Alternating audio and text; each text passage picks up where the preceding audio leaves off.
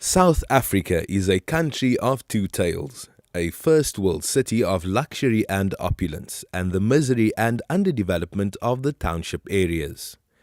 In post-apartheid South Africa, the divisions are no longer spatial segregation of the built environment, but rather financial and resource inequalities that have perpetuated itself as the challenges of the new democratic government not being able to address the prevalent socio-economic challenges. The Muslim community is not immune to this reality. Within a radius, often not more than 5 kilometers of any Muslim community, this phenomenon of the city of two tales manifests itself as well. Our masajid and built institutions are no exception. In addressing the social inequalities, we need to embark on a program that addresses the inequalities by developing our underdeveloped masajid and institutions without diminishing the advancement made in our existing masajid and institutions. We need to elevate the underprivileged and emerging Muslim communities in order to bring all our institutions to the same level, which is conducive to rendering community services. Project 21 Masjid Renovation Project, initiated by Awqaf South Africa in association with Voice of the Cape Radio and Sanzaf, aims to address the underdeveloped masajid and institutions within our communities. 21 masajid were selected for minor renovations. A professional team of quantity surveyors, architects and building contractors headed by Shahid Esop were appointed to conduct a building survey of each masjid. We had all these masjids surveyed, we had the photographs taken, we had a special questionnaire to assess each and every one.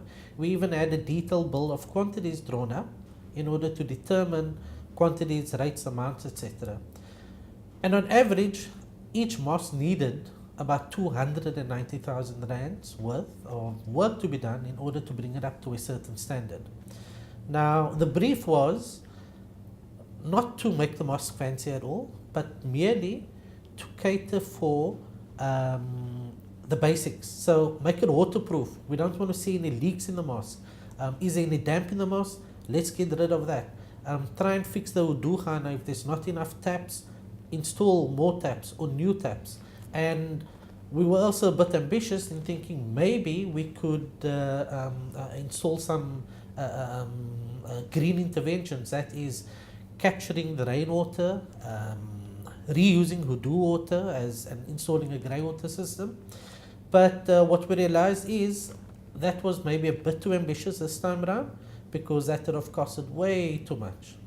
What we engaged the services of a builder, which he then went, based on the report, he then went out to the various masjid and did an assessment of what he deemed was appropriate. Again, the brief was make the mosque watertight. We didn't want to see any damp, we didn't want to see any rainwater coming in, etc., etc. And especially with the winter coming up, that was critical. So based on the limited resources, we had to make a call. What do you do? Do you replace a door to prevent the rainwater from coming in? Do you put the roof over the door? Do you fix the roof? Do you waterproof the roof? What do you do? And I think with our various partners on board, from the hardware stores to the builders and various other contributors, we managed to utilize the 10,000 rand. And in my opinion, we probably got 15 to 20,000 rands worth of value from the work that was done. It might seem simple, but to have a waterproof roof for the community of that masjid actually means quite a bit. Why? They can actually stand in mosque without water dripping on their head, without damp carpets. And as we know, damp can generate quite a bit of smell, but not only smell, unhygienic conditions. Awqaf South Africa hopes to extend this project to more masajid across South Africa. Eco-friendly masajid are also on the cards. The long-term plans for Project 21, we would like to continue this project for the next year and take it to more masjids and deserving communities. All right. This is the first stage of the project, which is the rehabilitation of the building infrastructure of the masjid to ensure that there is no roof leakings, that the madrasas are in condition conducive to children learning, that the masjids are painted.